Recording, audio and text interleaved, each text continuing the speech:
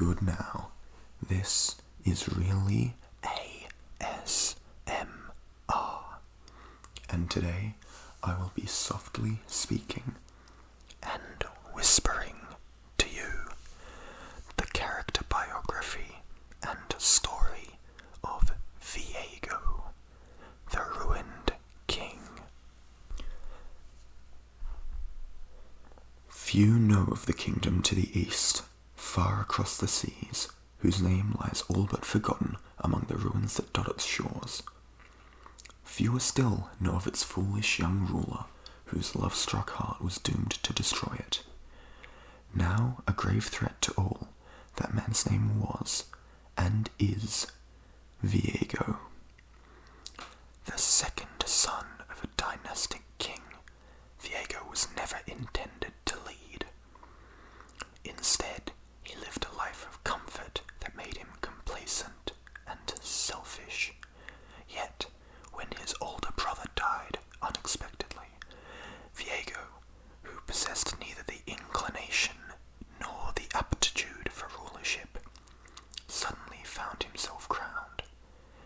He showed little interest in his position until he met a poor seamstress, Isolde. So taken was he by her beauty that the young king offered her his hand in marriage, and thus one of the most powerful rulers of the age was wed to a peasant girl. Their romance was enchanting, and Viego, who'd rarely shown interest in anyone other than himself, devoted his life to her. The two were inseparable. He scarcely went anywhere without Isolde, always lavishing gifts upon his queen, and his attention could seldom be broken when she was present. Viego's allies fumed, unable to interest him in governance, and with the nation beginning to unravel under his questionable rulership, some plotted in secret to end their new king's reign before it had begun. His nation's enemies, meanwhile, saw an opportunity to strike, and the vipers began to circle. Thus did an assassin's poisoned dagger one day come for Viego, but the king was well defended, and the dagger did not strike true, instead grazing Isolde. The toxin worked quickly, and Isolde fell into a ruinous torpor, while Viego could only watch in horror as his wife's condition grew ever more serious. Overwhelmed with fury and despair, he spent every last coin within his coffers trying to save her. But it was all for naught. Isolde perished in her bed, and Viego was consumed by madness. His search for an antidote became desperate, crazed. Unable to accept his wife's death, every treasure of the kingdom, every scrap of wealth, was sacrificed to his quest to return her to him. As the land fell into disarray, Viego hid himself away with Isolde's body, becoming hateful and violent. Then came the day he learned the secret of the Blessed Isles, of its water that healed any ailment. With his great army, he stormed the peaceful country by force, slaughtering everyone who stood in his way, until he at last breached its inner sanctum and let his wife drift beneath the blessed water. She would return to him, no matter the destruction he wrought, no matter the cost. And for just one moment, she did. Isolde arose, a horrifying wraith of shadow and rage, and in her pain, her anger, her confusion at being ripped from death, she took Viego's own enchanted blade and thrust it through his heart. The magic of the waters and the ancient sword clashed, and the chamber's energy erupted, tearing across the aisles and trapping everything it touched in tortured, conscious undeath. Yet of this, Viego remembers nothing.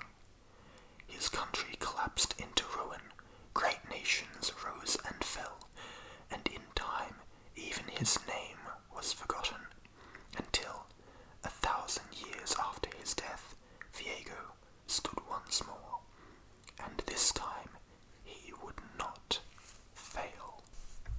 His mind twisted by the same dangerous obsession he possessed in life, Viego's unflinching, deranged love fuels his every action, his every desire, his every atrocity. The deadly black mist pours freely from Viego's broken heart, ripping the life from everything it touches, and he uses the mist to scour the world for some way to return Isolde to his side. Legions will fall before him only to rise again in his service. Continents will be swallowed by living darkness, and the world will pay for every moment of happiness it stole from an ancient ruler laid low by all-consuming love. He cares naught for the destruction he causes, so long as he can see Isolde's face again.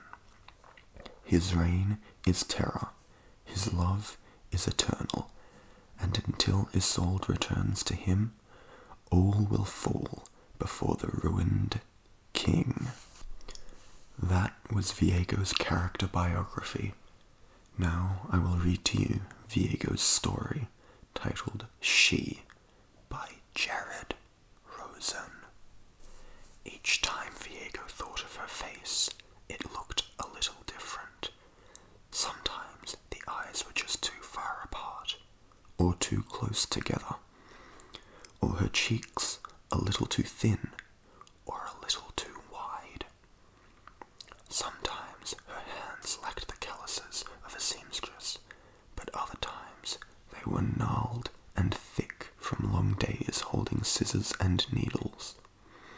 She wore a gown some days, and others a simple work frock, and on others still she wore nothing at all.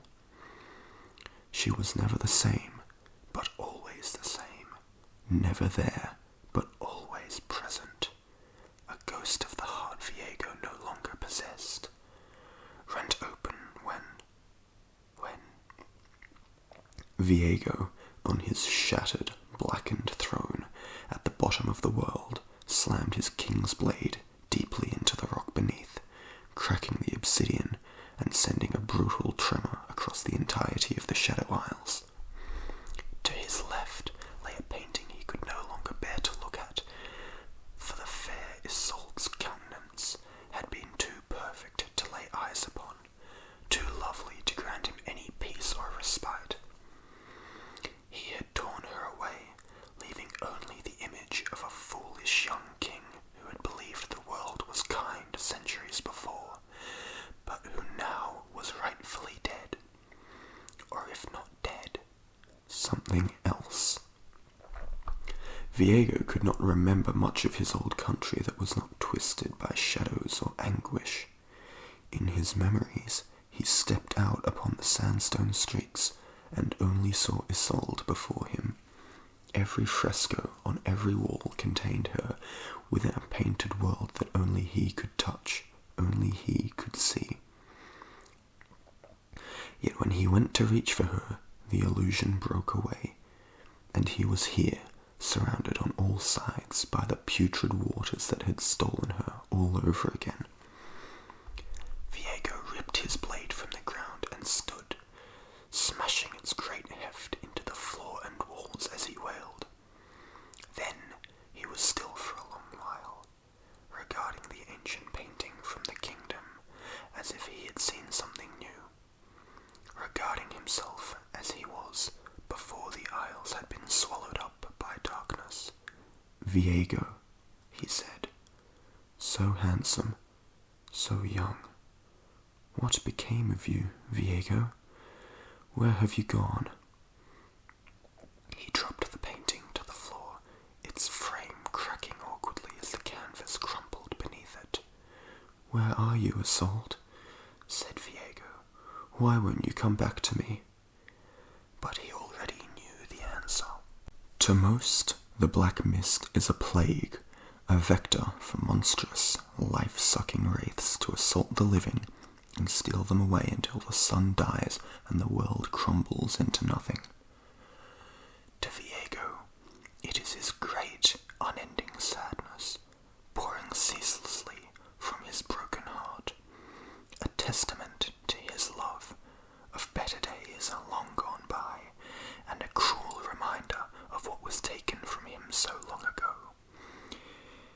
It is this very mist that scours the land, tendrils infecting everything with their grim power, draining the life from whatever they touch until all that remains glows with the soft, necrotic green of the ruination. Yet this too has a purpose, for as Viego's sadness ebbs and wanes, the mist surges forward, searching as if drawn to something old, familiar, safe. The wraiths and spirits that travel with it do what they will, but the mist itself, no. It grasps ceaselessly for her. Everything Viego does is for her.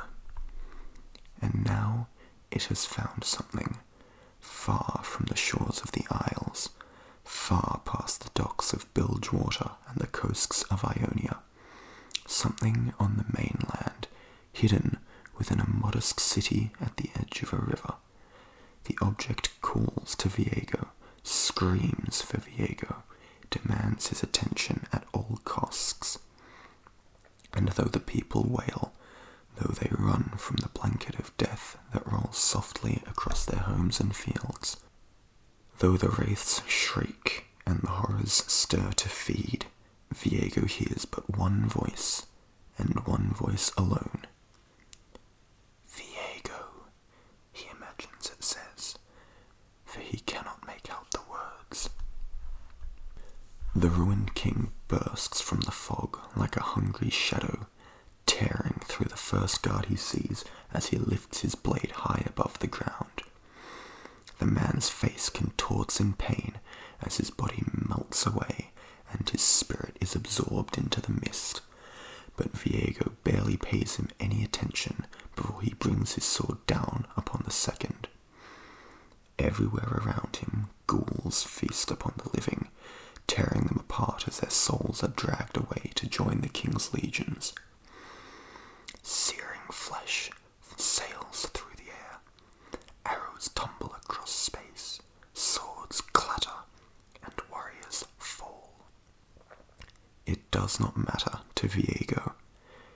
He raises a single hand before the city's great wall, and the mist rushes forward, stones falling away as the structure becomes tainted with decay.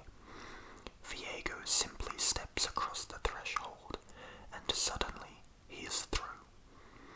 He cuts down 2 more men as he moves silently toward the source of the voice. Then another. They mean nothing.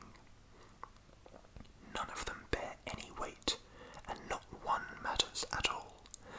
Their spirits simply rise behind him to do as he wills. The ruler of this city now stands before him, a proud man protecting a treasure of some kind, Viego is sure. But as a fellow leader, as a skilled warrior, perhaps he would make a better vassal than a hungry spirit. Stop, says Viego, raising a single hand once more. The mist, the wraiths, the horrors, the fighting. Everything seems to freeze on the ruined king's command. Behind you is a treasure you could not fathom the importance of. I will see it return to me, and in exchange you will serve me personally. The man seems to stumble over his words, grasping at something he cannot quite muster the courage to speak. But Viego gives him time, and slowly the words form on his lips. If I give you this treasure, will you spare the city? The ruined king seems disappointed. Whether he ponders an answer or reflects on the situation, this man will never know, as Viego suddenly appears above him, his great blade slicing down through the heart of this small, frightened warrior king. His body slides harmlessly down the massive greatsword, as blackness spreads across his skin. Viego rips the door behind him open, and there the treasure lies. An old, worn-down music box, a gift